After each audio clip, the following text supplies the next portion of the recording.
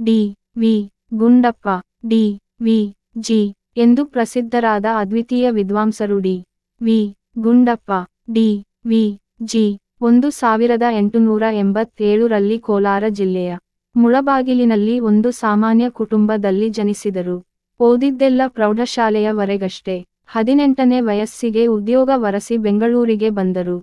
ಕೈಕೊಂಡ ವೃತ್ತಿಗಳು ಹಲವು. ವೃತ್ತಪತ್ರಿಕಾ ಜಗತ್ತು ಅವರಿಗೆ ಒಂದು ನೆಲೆಯನ್ನು ತಂದುಕೊಟ್ಟಿತು. ಸ್ವಂತ ಶ್ರಮದಿಂದ ಕನ್ನಡ ಸಾಹಿತ್ಯ, ಸಂಸ್ಕೃತ ಸಾಹಿತ್ಯ, ರಾಜನೀತಿ, ಇತಿಹಾಸ, ಪತ್ರಿಕೋದ್ಯಮ, ಸಂಗೀತ ಈ ಕ್ಷೇತ್ರಗಳ ಜ್ಞಾನ ಸಂಪಾದಿಸಿಕೊಂಡರು. 1908 ರಲ್ಲಿ ಭಾರತಿ, 1916 ರಲ್ಲಿ ಕರ್ನಾಟಕ ಜೀವನ ಮತ್ತು ಅರ್ಥಸಾಧಕ ಪತ್ರಿಕೆಗಳನ್ನಾರಂಭಿಸಿದರು.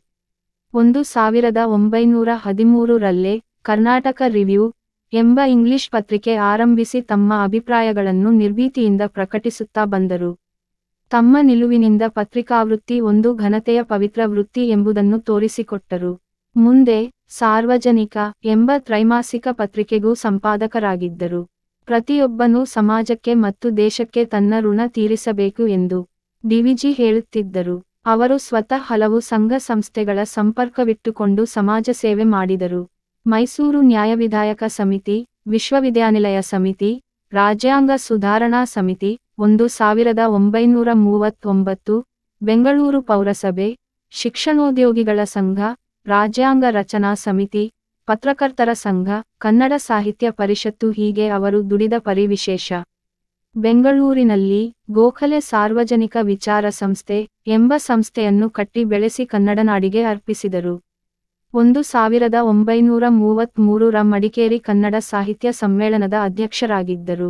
1928 ರಲ್ಲಿ ಬಾಗಲಕೋಟೆಯಲ್ಲಿ ನಡೆದ ಅಖಿಲ ಕರ್ನಾಟಕ ವೃತ್ತ ಪತ್ರಿಕಾಕರ್ತರ ಪ್ರಥಮ ಸಮ್ಮೇಳನದ ಅಧ್ಯಕ್ಷರೂ ಆಗಿದ್ದರು. ಕನ್ನಡ ಸಾಹಿತ್ಯ ಪರಿಷತ್ತಿನ ಉಪಾಧ್ಯಕ್ಷರಾಗಿ ಆ ಸಂಸ್ಥೆಯು ಬೆಳೆಯಲು ಶ್ರಮಿಸಿದರು. 1967 ರಲ್ಲಿ ಡಿವಿಜಿಯವರಿಗೆ ಅವರು ಬರೆದ ಭಗವದ್ಗೀತಾ ತಾತ್ಪರ್ಯ ಅಥವಾ ಜೀವನ ಧರ್ಮಯೋಗ ಎಂಬ ಕೃತಿಗೆ ಕೇಂದ್ರ ಸಾಹಿತ್ಯ ಅಕಾಡೆಮಿ ಪ್ರಶಸ್ತಿ ಬಂದಿತು. 1961 ರಲ್ಲಿ ಮೈಸೂರು ವಿಶ್ವವಿದ್ಯಾನಿಲಯವು ಇವರಿಗೆ ಗೌರವ ಡಿ. ಲಿಟ್ ಪದವಿಯನ್ನು ನೀಡಿ ಗೌರವಿಸಿತು. ಡಿ ವಿ ಜಿ ಅಸಾಧಾರಣ ಕವಿತಾ ಸಾಮರ್ಥ್ಯವಿದ್ದ ಕವಿ. ಅವರ ಅಂತಃಪುರಗೀತೆ ಒಂದು ಸುಂದರ ಕವಿತಾಕೃತಿ. ಇದರಲ್ಲಿ ಬೇಲೂರಿನ ಚೆನ್ನಕೇಶವ ದೇವಾಲಯ ಕುರಿತಂತೆ ಹಲವು ಗೀತೆಗಳಿದ್ದು, ಸಂಗೀತಗಾರರು ಅವನ್ನು ಹಾಡಿ ರಸಿಕರ ಮನಸ್ಸನ್ನು ಸೂರೆಗೊಂಡಿದ್ದಾರೆ.